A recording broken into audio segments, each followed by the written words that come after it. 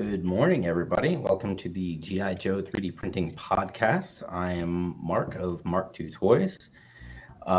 With me are my co-hosts, Mr. Michael Kleppinger. Welcome.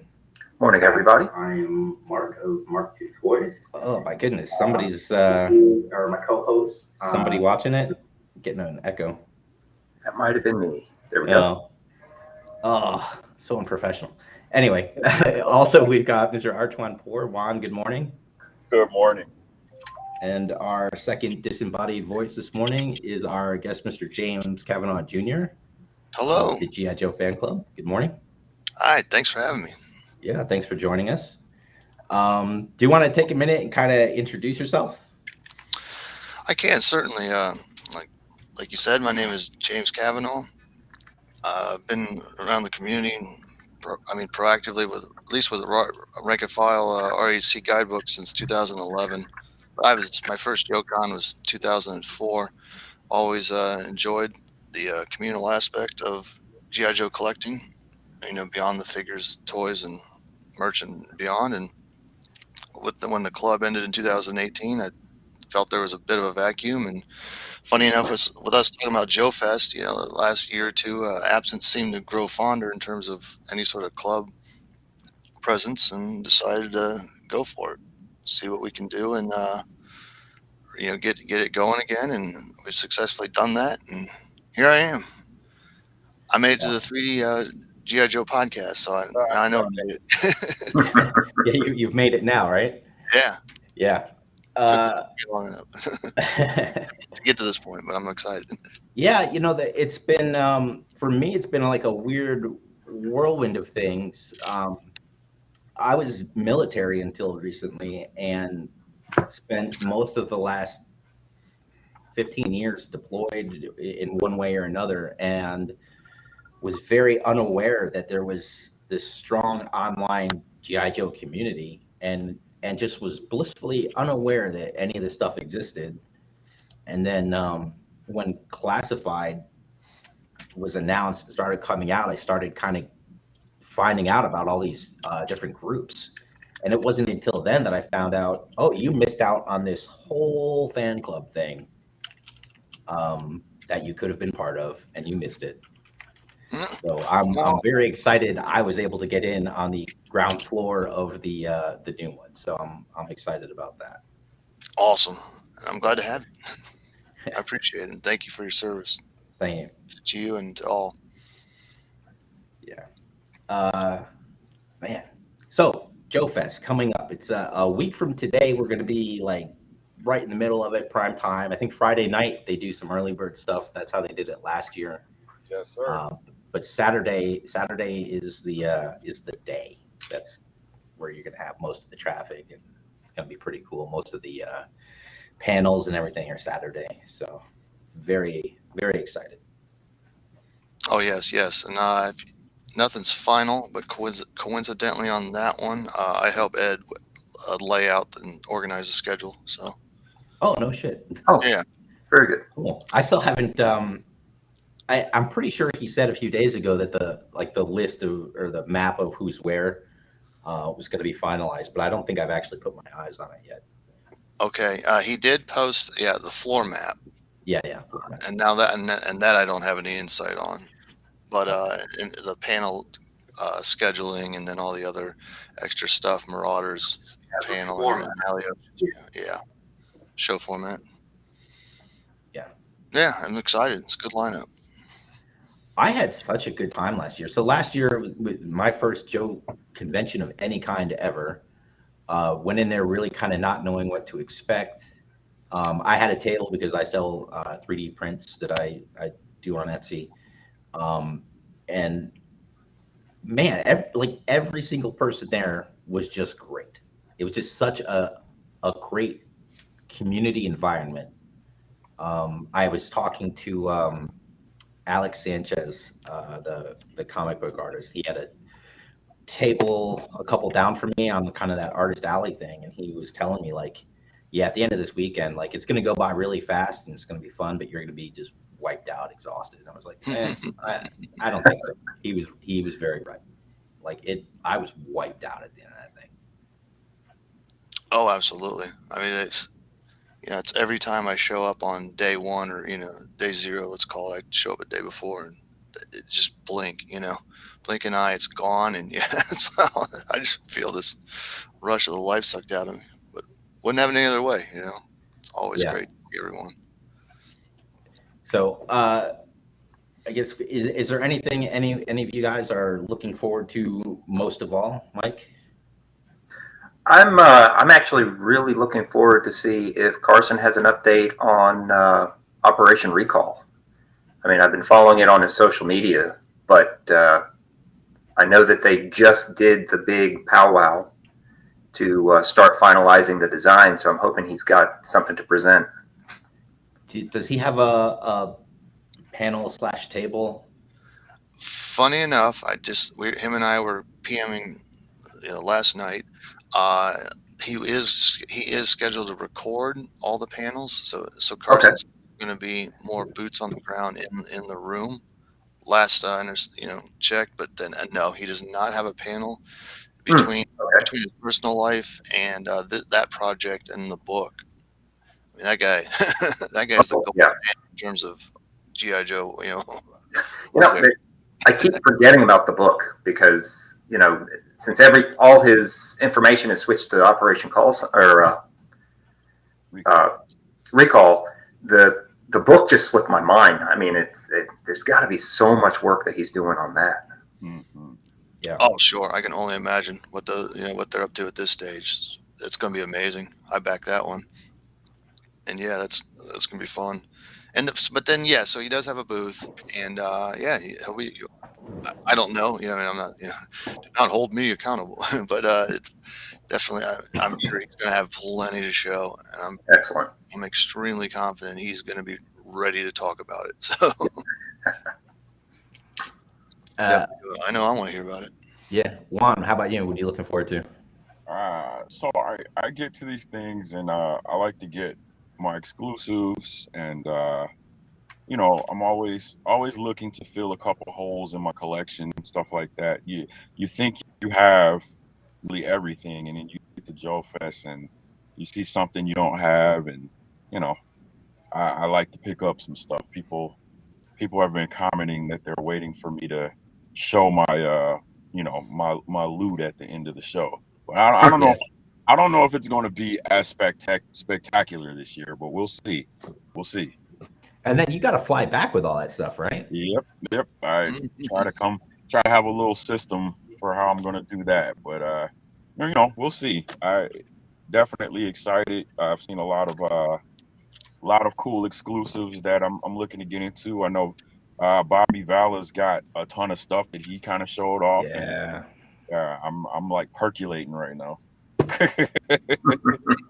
Yeah. Not really Joe, but like the slaughter with the soft goods, man. Whew. That looks good. I don't know how I feel about the prototype stuff. I feel I still don't even have my first wave yet, due to shipping circumstances. Yeah. So I might, if I can, I might pick up a first wave prototype. That might be cool. Yeah. Oh yeah.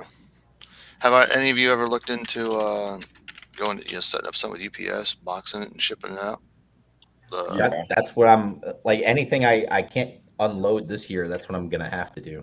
So like I made sure I had a late flight Monday night, so I have time Monday to ship anything I have to. Mm-hmm. Okay. Mm-hmm.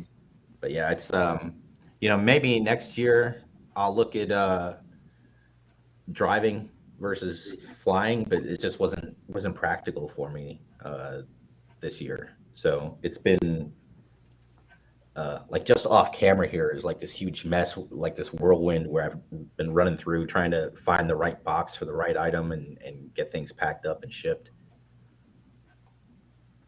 Oh, sure. Yeah. It's always something to, I mentioned that to Ed. I never thought about it, but the club used to have a UPS or somebody, their presence there. Wow. You would walk. Well, I bet you the hotel does it. Yeah, because this is technically a convention center, right? Yeah. Yeah. So they probably have on-site shipping. Yeah, I talked to them about because I'm still hoping to get some stuff in and ship it to myself at the hotel. So Mhm. I called them to make sure it was okay, and they're like, yeah, that's fine.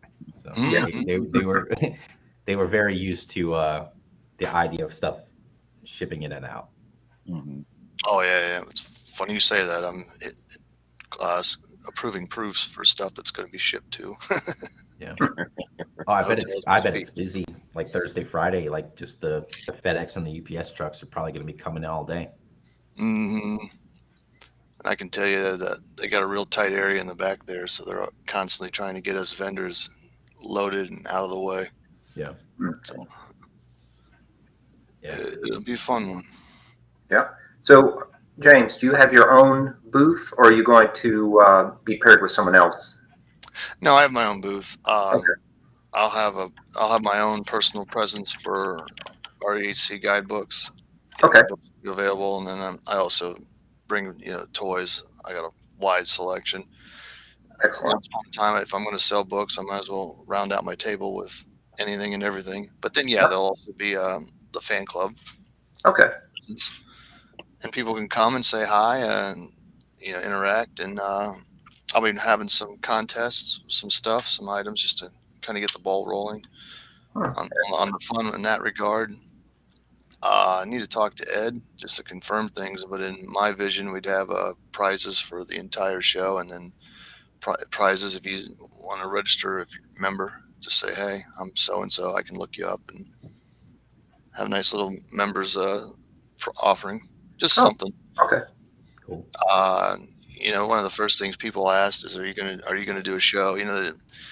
It's nothing mind blowing, but it's human nature. This is what I understood to be as a GI Joe fan club for the last 22 years. Me, the average fan of Fun Pub, and will this continue beyond in the GI Joe fan club 2022? And the answers are, yeah, we're trying to bring enough of that back, but no, not right off the bat. I wasn't planning on doing a show. The immediate thing was getting official status, but I don't see any reason why I can't bring elements of the show to other existing shows, Yeah. and obviously encourage Yep. anybody and everybody to attend the shows that are out there. There is a show that comes through Dayton, right? There was, and I helped. I was involved with that early on, and I was always in the planning committee, but I always said I was the lowest man on the totem pole. And no other job I wanted, but yeah, we had a show called CoilCon, and it started in Kokomo, Indiana, around 2011 or 2012, Hmm. and I think 2011, and there was 10 of those. It went from Kokomo, Indiana to Indianapolis to Dayton, Ohio. Oh, wow. Okay. And they kind of, it was called CoilCon because it's Serpentor's coil. That was a lot more prominent in 2011, but Yep. nobody's ever done. The IDW never really carried it forward, and the notion. So basically, people would be like, "What's this coil thing?" So they eventually tried to rebrand it as the Midwest GI Joe show, and COVID kind of knocked it on its. Yeah. COVID really messed a lot of things up. Oh It still is. yeah. But so I wouldn't count them out, but they're not. I don't think they're doing one for 2022. Yeah. The man, maybe a month or two ago, I was talking to these guys about how 2023 I'm going to try and go and hit a bunch of these different toy shows, and so like I started really kind of digging into finding out how many there were, and there's a lot. Yeah. Not just toy based, but like GI Joe-esque themed shows. There's a good 7 or 8 of them a year. Mm-hmm. Yep. Funny enough, on the back page of the newsletter for the GI Joe fan club, I intend to have a calendar of events. Nice. So, I mean, there will be a calendar. So all those shows, as much information they're able to provide at the time of printing. Yeah. But at least it gives you something like, hey, we know, like Assembly requires a great one. They're in November, so in January, people need to call. People always need as much time as they have to call off. So if Brian says, "Hey, says we're definitely going to do it," then I can check that box, and everybody can be aware of it at least. Yeah, I mean, just like tentative or something. Yes. Yeah. But Yep. something. I don't. As far as I know, there's never really any sort of calendar. Short of going to Roma Collectibles, he's pretty good at not his shows for the year. Yep. And probably other vendors. Yeah, there's some vendors that I've seen in multiple states now that have rolled up in their van and you can't miss it. They've got their logo on the side, and like Destro's Toy Den. There's one that gets around. There's a couple of them that they do some traveling. Mm-hmm. Oh, absolutely. It's amazing the work those guys put in. Yeah, like no kidding. It's like I've been really discovering over the last few months like how much work goes into everything. Mm-hmm. Yeah, these things don't just magically come together by themselves for sure. Like Ed's got to be poor Ed. Right now. Yeah, this is his week, man. Oh yeah. I'm waiting to hear. I'm waiting to hear back from him on a few things, but I know, yeah, his nose is to the grindstone. He's cranking. Mm-hmm. Oh, I mean, I'd love to. For my specific area, there's no Joe show. There's a lot of toy shows, but there's nothing, really kind of dedicated to Joe. I think the only thing even close to where I'm at is the SoCal show. Yeah. And then where did I see it? I think it was on the Hasbro Instagram. They were doing their stuff this week. Maybe last week. They said they would be having a booth or panel at San Diego Comic-Con. At Comic-Con, Oh, okay. Which is the big one. I part of me wishes they would buy into a Joe specific something much closer to where I live, preferably. But I'm glad to see that they're gonna get out there and do something though. Yeah. Like new text message from Lucinda. Sorry about that. That's home. Wiffy just told me Brandon is going at 1 p.m. I think you got easy off with that announcement. It could have gone a lot. Yeah. Yeah. She's setting up the show for me. Everybody's trying to figure out when they're going to go to the movie at Joefest. So I think that's what that message was. Sorry about that. Oh yeah, we were talking about that just before we went live. Yeah, so there's going to be James, what were you saying? Thursday night or Friday night, and then another one Saturday afternoon. Well, you made it sound like there's more options than that, but my understanding was where I live, there's more options than that. But I mean, it's a national re-release. It's a national event, but I think down there in Georgia or the Atlanta area, Augusta, there's only 2 showings. It's the Thursday show and the Saturday afternoon show. Okay. Yeah, so anyone that's not sure what we're talking about, there is a national release of the 1980s cartoon G.I. Joe movie in theaters across the country right now. And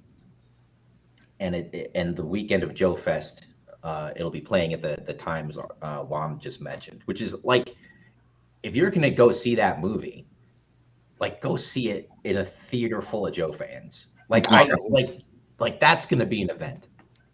Yeah. Yes. Yeah.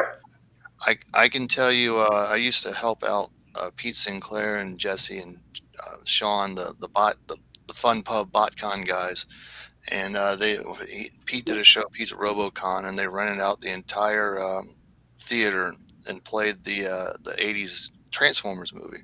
Awesome. Obviously, at the same time as the show, and that was just to be there with all your bros, Yeah.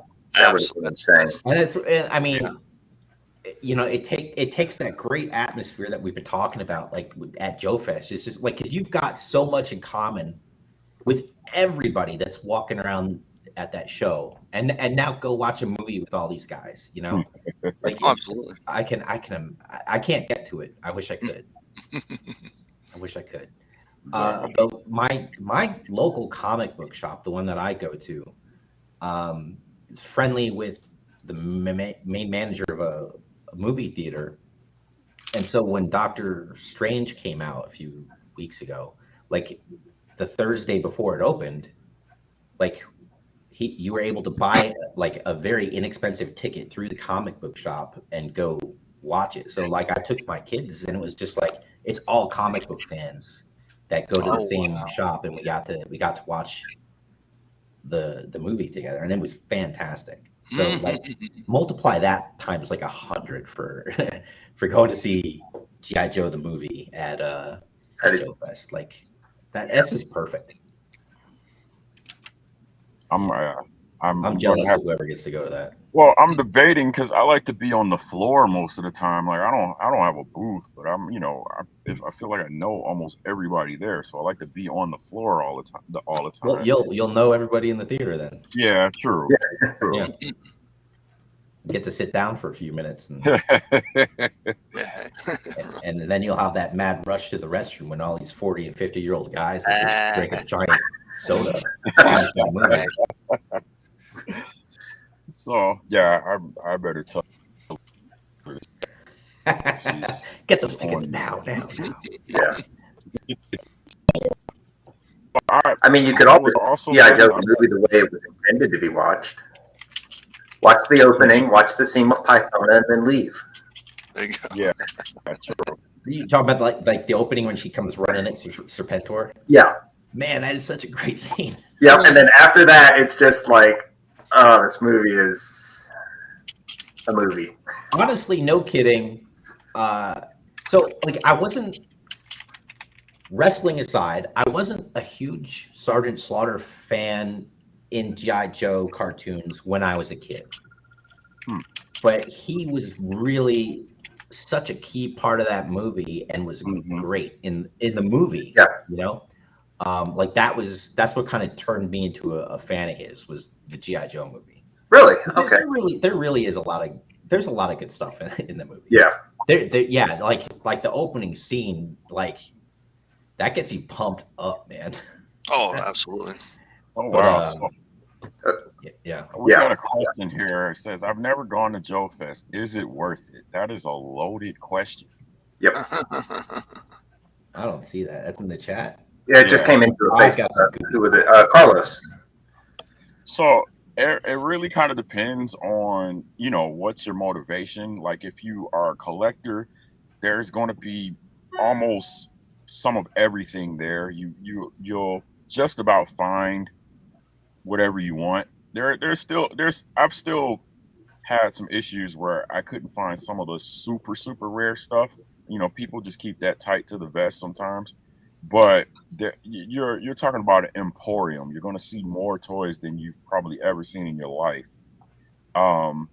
if that's your thing. But the other thing is just getting to meet in person all of these guys that you've kind of been in community with online, and getting the chance to talk and sort of have like deeper conversations. I mean, a lot of times the conversations aren't really about the toys per se. It's more so just about really catching up with people, and so that's always a good feeling, a good vibe. I mean, like I said, putting a face to the name and maybe tossing back a beer. I'm looking forward to my my Joefest beers. And yeah, just and then there's just some events that happen at Joefest that are insane. One of my favorite is the lobby swap. Yeah, and that got shut down kind of early last year too. Well, it got shut down and then it pops back up. Like it never stopped. It was crazy. I will tell you, that gets insane. I think now, if I'm not mistaken, there's an actual space for it. Oh, I hope so. That'd be awesome. No, last year, like there was a figure that I'd wanted for a while when I found out it existed, and had kind of like come to peace with the fact that I was never gonna have it, and I was able to get it at that swap last year. I got the worm. Yeah. Oh, yeah. The carded one, not the one that actually came with the maggot. Oh, who did a carded one? Was that a fan or was that a fun school? I think it was a This is like the after the 25th or 30th anniversary, or whatever. Yeah. But I think that was I think it was a fan club exclusive, but I'm not sure. Yep. Oh, that's right. Yeah, part of the collectors That was club. a great Yep. figure.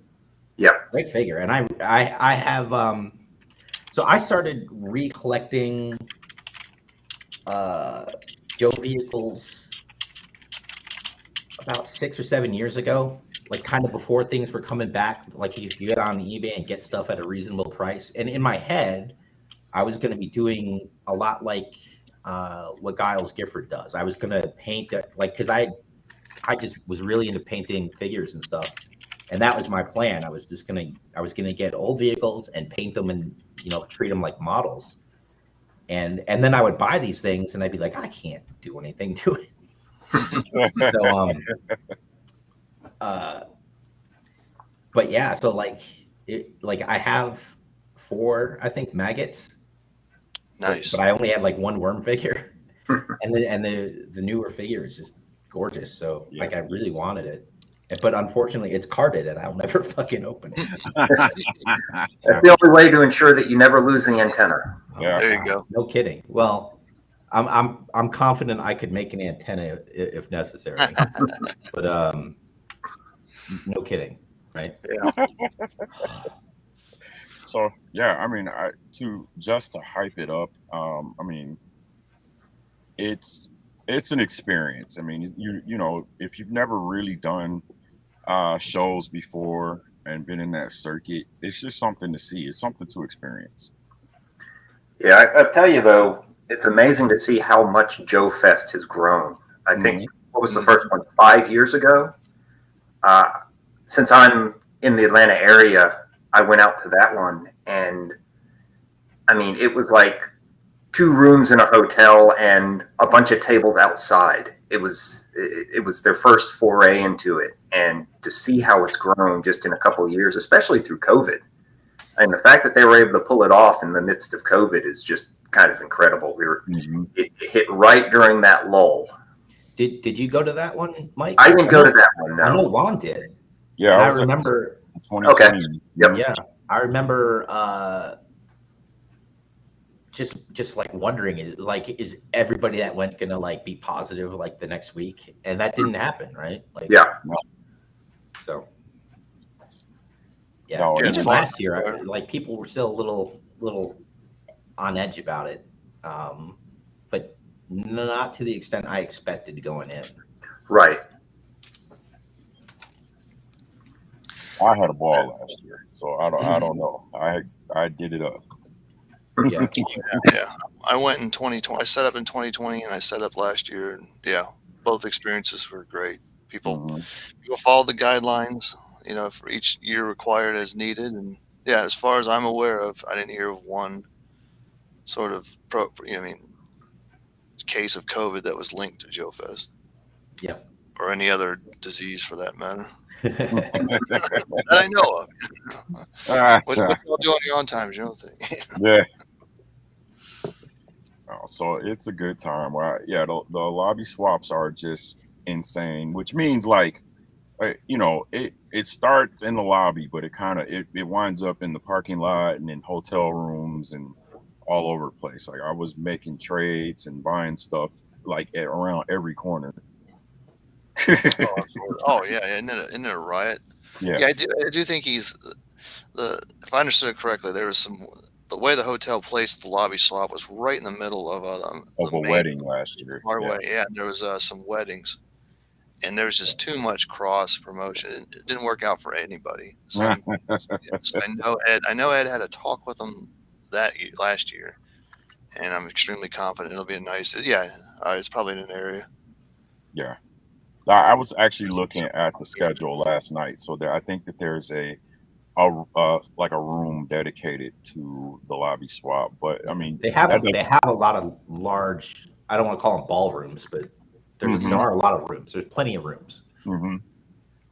Yeah, I remember last year a lot of people were like, I wonder if they told these people that were scheduling their wedding, like, just so you know, yeah, there's gonna be some nerds. And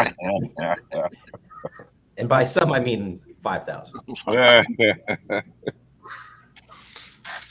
that crazy? Yeah. It was like 5,000 people last year. Yeah. That's a crazy number. Yeah.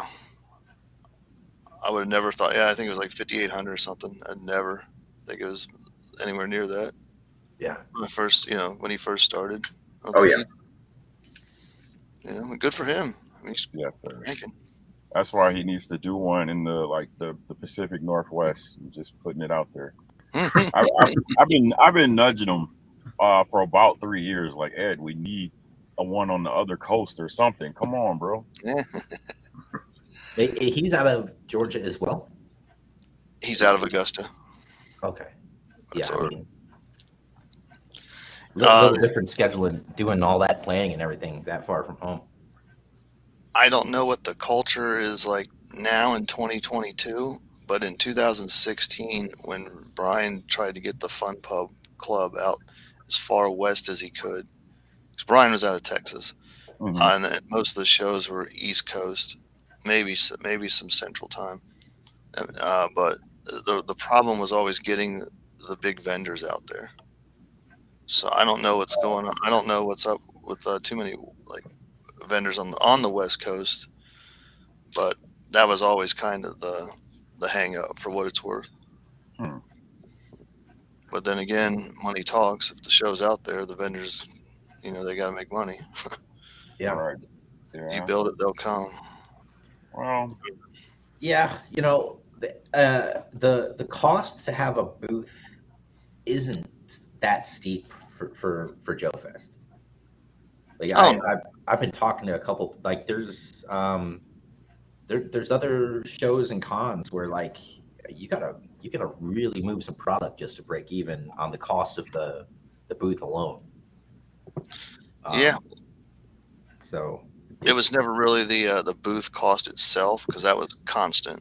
Brian charged the same thing whether it was next door to you or half a country away. It was always the driving and just coordination and getting that going.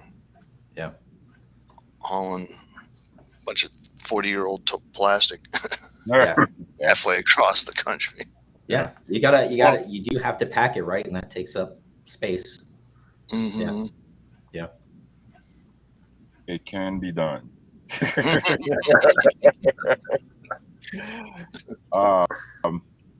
Trust me on this. If you see how I'm hauling stuff, I get a bunch of stuff on a plane. I can tell you that much. I get The more last stuff. thing I took on a plane, I'd gone down to Ocala, and there's a show, or not a show, a store in Ocala. I wish I could think of the name, because it's a great little store. And I bought a Rage, a Cobra Rage, which is just nice and flat. So I was able to just pack it in between like folded clothes, and that was fine. Gotcha. So, Rage, I love that thing. Have you seen any one exclusive or anything out there that's like a must-have for anybody? The Falcon looks fun. The Okay. Tiger Force one. Mm-hmm. Tiger Force Falcon. Is that what it is exactly? I kind of see it. Yeah, I think it's Tiger Force. Okay. Yeah, if somebody wants to pull that up and we can share it on the screen, because I have not seen that. Mike's on it. I honestly, like, I have been so busy just trying to get ready. Like, I think I'm missing a lot of stuff. Yeah, that's where I'm at. Yeah. Heads down. Yeah, so Yeah. let me go ahead and head down. I've got like magnifying glasses on. That's cool. That means you guys are gonna make money. That's all that means. I don't make money at these things, so Well, my trick is like I have to like, Mark, you can only spend so much of what you make. There we go. Oh, okay, yeah. there we go. Yeah, buddy. Yeah, that looks pretty tight. Yeah. Yeah. So that's a 3-inch. No, that's like a 4-inch. It looks like a modern. Yeah, I think it's a modern based on the base. Mm-hmm. And is some of that Marauder John's Yep. accessories? Okay, Yeah, I think that's what it said. nice. Interesting stuff. Like Music is so hot. Yes. I, as a guy making toy guns, like I'm really curious how that gun came together. Yeah. Well, I mean, it's got like at that scale with a removable mag. It looks like there's a suppressor that comes on, and it like the way it was displayed in the picture. It looks like the foregrip somehow comes out. The Oh, yeah. suppressor, the scope. Yeah, At well, that Marauder's scale, been that's doing those really modular guns for years. They're very impressive. but they're meant to be glued. They I've had a couple, and I've never glued them. So, and as long as you don't mess with them too much, that's fine. But people complain that either they get loose or they break. oh yeah, But they haven't glued them, which is what Marauders intended. I see. Oh, yeah. Yeah, I see some comments. Definitely Jay Sullivan's doing a lot of artwork. He's got a couple exclusives that I can think of. There's Gigabread, I guess. I didn't realize this, but he does that the custom figure class. Mm-hmm. Yeah. Like Okay. that dude is an amazing 3D artist. Period. Yeah. Like, he is amazing. I would like to have gone to that. Like, it's not a 3D sculpting class. It's a paint your figure, customize your figure thing. Yeah. But you pay X amount of money and you get a head. And I think what they're Yeah. making is the female Snake Eyes. Yeah, the Marina. That looks pretty cool. Like, I would, I think, again, I'm going to be tied to my own table, but I would have done that in a heartbeat. Yeah. It looked like he's actually doing more than just the head this year. It looks like the head and the torso, and I think even the upper thighs. Wow. So it's like you're getting most of the figure, and I think you have to add. I looked at the list, and I think you have to bring in arms and lower legs. Yep. I used to do John's class at JoveCon. Mhm. And that's exactly it. And they want you to paint it there. That's half the gimmick, is they want you to sit down. It's again, it all circles back to that common factor of enjoying time with your buds, painting, talking shop, picking up, and then when you're finished, I don't know about this year, but it's or Joefest, him doing it with Joefest as a whole, but with JoeCon, once you're finished and you showed it to John, he would then give you the rest of the items, because he wants you to do it there. He wants you to have it done and looking nice and take a photo and mix it. So, something to keep in mind. So people, because Makes sense. with early in other shows, they used to just buy their package, grab it, and skate. Right. No, I did the class with him in 2020, so it's just about the same. Yep.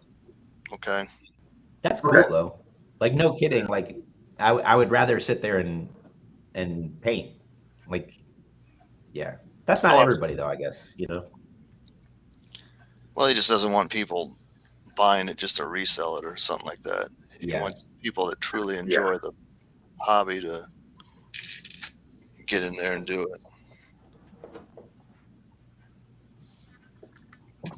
A lot of that. I was looking. I didn't see an event for Marauders this time around. Are they?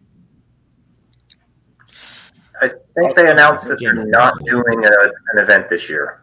Okay. Really? Yep. They're going to be there. Yeah. But I'm not sure. I'm not sure if it was a logistics thing or what ended up happening. But I think they made that announcement a couple weeks ago. They may still just be working hard from last year. Last year they had it was like a Vietnam themed Kickstarter or something going on, right? Yeah. And I don't know that I don't follow them closely enough to know if all that stuff is like it's shipped and it's done, or if it's still in the works, or I think they're still quite a ways out for the for delivery on that. I think they're somewhere in 2023 for delivery. Okay. Yeah. But I'm actually really looking forward to that to come out. I didn't jump in on the Kickstarter. I'm hoping that they're going to do the normal. Once they've released the parts, they're going to do the normal thing where they do where you can buy everything piecemeal. And then once they do that, I'm going to put together the LRRP team from I think it was issue number 24, where it's Storm Shadow, Snake Eyes, Stalker. Oh, yeah. And then I may even extend it out to the other 3. Nice. Yeah, Yeah. I'm really looking forward to customizing that. And then They did the there was one of those like G.I. Joe 3-packs where it came with a reprint of the comic and it had those 3 figures, but like the weapons weren't right and the figures, it doesn't look great. Like as Joe doesn't figures look go, great.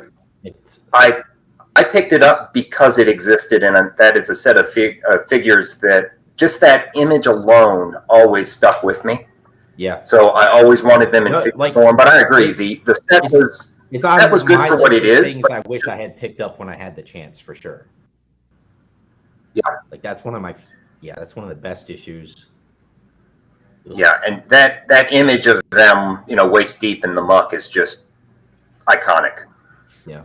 I love that image, that 2-part series so much that when I did my first volume 4 of Rank and File, I did a convention exclusive homage to that with all the merch and all the all his, not the merch, geez, that's a fanboy term, but his pictures, his Medal of Honor and his classified folder out there. Oh yeah, a lot of fun recreating. Oh yeah.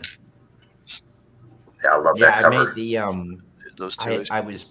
I had designed and was printing the M16A1 that Stalker was carrying with the 2 mags and the Starlight scope and the suppressor. Yep. I was selling that for a while. It's just too fragile to do right with a resin print. Yep. And then it was kind of prone to warping because of the that Starlight scope isn't actually like centered up on top of the handle. It's off to the left, which just caused issues. But I'm probably gonna redo it in ABS here sometime in the next year. Yeah, this is cool. God, it may end up being more like what Sarah Connor was using. Oh no! Yeah. Yep. Buddy. But it's waiting for the Stalker classified to come out, and then I'll glue the stock back onto it. But I have a box. It's a beautiful gun, Mark. I I'll love bring that you one. model. I'll find one that's in good shape and I'll bring it for you. Oh, okay. If not, I know how to glue things together. But yeah, it's just it's because it's so long and that tip between the tip between the barrel and the suppressor is it's a weak point. Yeah. And it ships fine, but if you drop it, it's gonna break. Yeah. I can't remember how. I think mine was simply a drop, but in fact, talking about Marauders, speaking about that same set, I ended up pairing my Stalker with the closest I could do from a Marauder version, which that's not bad. Actually turned out pretty well. Yeah. Oh wow. Okay. But the O-ring versions of that set were passable. I bought them because they existed. Yeah. And I'm curious, like if that set had come out in the mid to late 80s, would I have even blinked an eye at the quality? Right. But like the colors seem to is our tastes so much different. By the time that came out, it was like what 2015, somewhere in there. 14, 15, around there. Yeah. Yeah, like our expectation of an action figure is so different than it was in the early 80s. But like if you held that next to any original run G.I. Joe figure, would I be like, oh, is this one like a corpse figure? Like is it something about it? It's just off enough. The plastic is different and it doesn't quite hold the colors the same way as the original plastic did. Yeah. That was my note. That's it. I've noticed that on all of the O-rings that were coming out around that time period. Yeah. Plus, at the time, it was coming out when the modern figures were starting to come out, and you would see them both side by side on the shelf, and you're like, wow, I don't ever want to see these O-rings again because these modern figures are so much better. You just made a bunch of people just shout at the screen, probably. I'm with him on that, man. Like the O-ring figures are kind of rough. Like do I love them? Hell's yeah. Oh yeah. Do Absolutely. I want more? Not when I can have these gorgeous figures, man. The figures that that's like the Super 7 stuff. What is it? What's it called? Reaction? The reaction Yeah. figures. The reaction, which They was the make me, 5 they POA. make me hurt to look at. Yeah. Like they're deliberately kind of like dumbing down what we can do, and it's not a pop figure. It's not like Yeah. if it's gonna be an action figure, fucking go for it. My understanding with that is that when they bought the license for Joe, they were only allowed to do 5 POA and Ultimates. Basically, they couldn't create something that directly could That was compete. directly competing. Yeah. Yep. Now, And I get that. And with the reaction line, they've made a lot of stuff that you never would have seen otherwise. exactly. Period. And And I appreciate that. I don't really love the price point. no, But I like that you can get Ash from Army of Darkness and like Evil Ash and a Deadite, and I like that you can get the mascot from Iron Maiden and like all this other stuff. But like if you're gonna do G.I. Joe, which was an action figure line, yeah, The original action figure, and he was America's movable fighting man. yeah, And I get it on its face. Well, they would argue that you could pair him with your Star Wars figures and all that, and that's great. There certainly is a charm to it, and like you said, that Super 7 reaction. What properties don't they have? right. Is an easier list to address. So sure, I mean, having Snake Eyes hang out with Eddie from Iron Maiden, there's a charm to it. a charm to it. Yeah. I do agree that removing articulation from GI Joe is a risque. yeah. Yeah. I always see those figures as never intending to ever open them. Open them, right? Because you've got good box art, you've got the figure. So if you never open them, is there any reason for articulation? But again, That's a decent argument.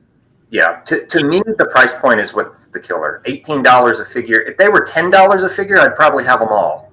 $18 a figure, no. Yeah. So that's an argument within itself. I guess the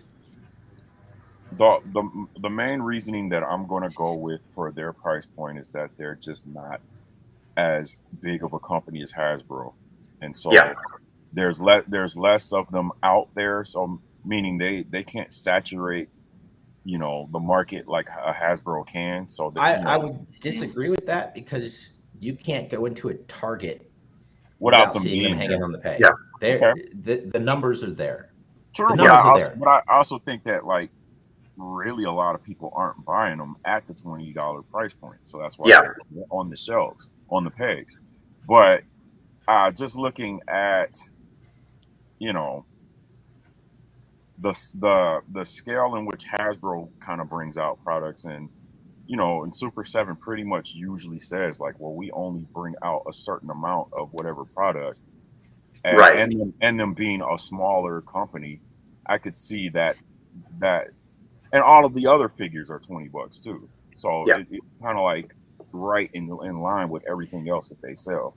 Yeah, it is. It is. I'm also very curious where they manufacture, because they get stuff to market quickly. I'm wondering if they're manufacturing in the U.S. or in Canada. No way. I doubt it. Yeah.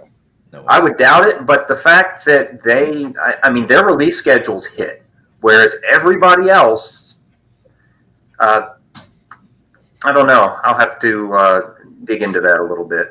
And it's also a more streamlined product. Mm-hmm. That's true. Two legs or so, 2 arms and a head. Yeah. But they've also got a lot of paint apps though. They do a lot of paint apps. There's a lot of deco on those figures, and that takes a little time too. Yeah. I don't know. It's just I think James kind of hit on it. It's like I'm conditioned to want a G.I. Joe figure that's articulated. Mm-hmm. And that may just be the crux of it. Yeah. I can't. And to throw this out there, if anything, remember, people they're paying for licensing Paying fees. licensing. They are. Yep. They are. So, Well, so is everyone else though. Like there's a lot. Hasbro's Well, not paying for G.I. Joe. Hasbro's not, but like there's so many other companies that are pushing GI Joe products right now, and they're all paying licensing fees. Yes. They're all paying probably the same damn licensing. Well, you know so what? The Super 7 might be a bit more because they are almost directly competing with Hasbro. So I wonder if they do have a different contract than if somebody doing a pop vinyl or a stupid keychain or something. Well, just along that same thinking, like Hasbro's bringing out, they have the O-ring figures that they're doing now, and those on average are about $21 a figure, but you're getting the articulation. Yeah. Where Super 7, well, so here's my thing. I always kind of like shout this. Hasbro could bring out the figures for a little bit cheaper. They could, but they don't. Right. Another thing that just hit me, I bet you $1 this factors in more than you'd think. So with all these different properties, property X is going to want more royalties than property Y. But then at the end of the day, they have to still put those 5 POAs out at a uniform price point for everyone. I think you are exactly right there, because definitely some licensing is going to cost more than, and I think I've even read about that as being a factor. Okay. With G.I. Joe specifically, Mike? No, so once they zeroed in on the 5 POA form factor, once they set a price, they can't change it. You can't make a Thundercat $25. Yeah, your Thundercat. Yeah. So across the board, all these reaction figures are going to cost the same. Yep. So it's going to be based on whatever the highest the highest licensing that they had done early on. And back early on, they were so niche that there were certain things that they were probably paying through the roof for. Obviously Hasbro is really well set up for licensing out the name. Some of these smaller companies like Thundercats, where you may not even know who, legally owns the name anymore. And it's just so buried under so many other companies. They might have had to set a price point, but because they were niche, they were willing to pay that price. But I think that is a price point that's held steady across the entire reaction line. That's a good point. That is a good point. I think. Yeah. I mean, I've been looking at these reaction figures for years. Like they've been around a while now. Yeah. And a lot of them, you're like, I'm usually just like so happy to see that character in plastic. Exactly. And the only reaction anything I've ever blinked an eye at is this G.I. Joe stuff. and it's like we said before, it's like I'm conditioned to go, what the hell? The problem with the reaction G.I. Joe is it seems like a step backwards from the toy. For something that never had a toy or something that never had a toy in that scale, it makes sense. Yes. But when you have figures the exact same size that are a step back, but I think they're making up for it by providing characters that you are not necessarily ever going to see Hasbro, or even a version of those characters that Hasbro just won't do. It's kind of interesting to look at the cycle, because Hasbro has they produced their toys to look like the toys did. Super 7 came in and they wanted the characters to look like they did in the cartoon. Yeah. Mm-hmm. Well, now you can see that Hasbro is, for lack of a better term, stealing some of the ideas that Super 7 came up with and reincorporating that back into the G.I. Joe line. Let's take a figure, make them look more like the cartoon, give them the gun that Cobra Commander was holding during the openings, the opening of season number 2. Yeah. It's so obscure that no one would know it except for a Joe fan. And it's like, because if you notice, the new O-ring Cobra Commander comes with the rifle that originally came with the Ultimate Super 7. Yeah. Yeah. Well, they're also, I mean, like, so look at 70s, 80s, Star Wars, the Kenner line. Did those look anything remotely like Mark Hamill, Carrie Fisher? No. No, they did, but and that's not even necessarily a bad thing for a toy sense, especially in the time period and for a kid. So you can see once you start to dissect anything they're doing with reaction, they're even purposefully trying to have that similar Yeah. aesthetic. Like you're buying a toy, and the gimmick. I do appreciate their approach to fun. I do think they truly enjoy and really try and jazz it with that energy. But the underlying gimmick is to make you feel like you're walking into the toy store as a kid, and that's that pulling from that time period. Even though we know it's 2022, and Yeah. Well, that's why I like, you know, I might only have one of the G.I. Joe reactions, but I like going into a store and seeing them on the shelves. I'll tell you what, I don't mind looking at them at the store. Yeah. For sure. Yeah. oh sure, yeah, that alone's worth something. Yeah, I tell you, the place I Free found will. around here is Books A Million. Books A Million is all in on the Super 7, and you can walk up and they tend to have like an entire shelf of just all the brands together. Mm-hmm. Cool. Mm-hmm. There was when I was out in Maryland, there was a comic book shop called Third Eye Comics, and they had like aisles, like an aisle Wow. of reaction figures. It's pretty cool. It's like anytime I went in there, I would go look, and I'd see something and be like, yeah, somebody finally made a figure of that. Nice. You know. So we're coming up on an hour. Yeah. And I know, Artoine, you've got a tournament coming up here shortly. Yes, sir. So yeah, any closing comments, thoughts? Well, I did see a question. I don't know if it was addressed, but somebody asked, "What would I like to see, or what would you like to see new at Joefest?" That's, I don't know. Like, if I were going to say what would I like to see new, to me, the Joefest event is such a great event. I'd like to see it maybe hit multiple areas. Okay. And that Maybe way, one in Washington. yeah, or maybe. Well, maybe. I mean, I don't even know how long I'm going to be in Washington, but to just have it hit a couple points of the nation would allow for some other people to actually experience the event. Yeah. Mike, got anything? No, I think it's good the way that it is. I guess my question, because I felt like I had heard something about it last year, but then I don't know that it happened or not, but I would like to see like a custom contest of some type. Oh yeah. They have them. Yeah. But theirs is definitely not as big as some of the other shows. For example, when it was Joe Lanta, which is actually coming back as Joe Lanta, separate from Toy Lanta. I mean, you would walk in a room and there would be 30, 40 customs, just tables covered with customs and some incredible stuff. Yeah.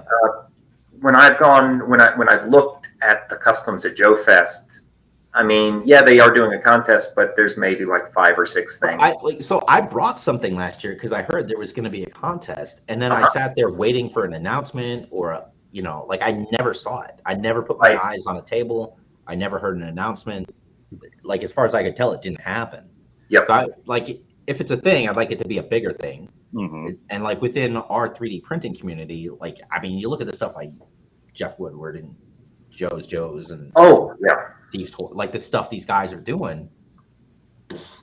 Like I'd like that to be a bigger thing.